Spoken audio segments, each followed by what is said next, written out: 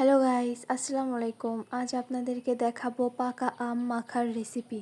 ভীষণ মজা, টক ঝাল মিষ্টি পাকা আম মাখা। টক মিষ্টি যে কোনো আম দিয়ে সহজেই তৈরি করে নিতে পারবেন আম মাখার রেসিপি।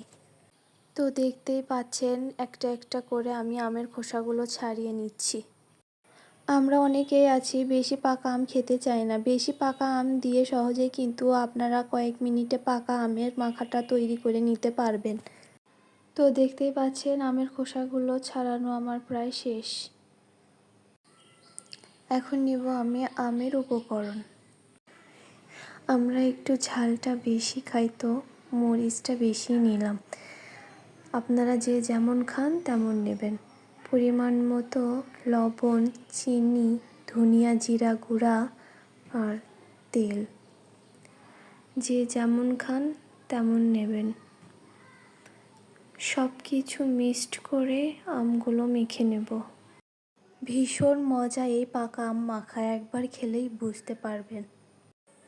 তো দেখতেই পাচ্ছেন আম মাখা আমার প্রায় শেষের দিকে।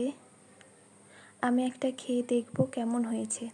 আমার ভিডিওটি ভালো লাগলে চ্যানেলটি সাবস্ক্রাইব করে পাশেই থাকবেন। আল্লাহ হাফেজ।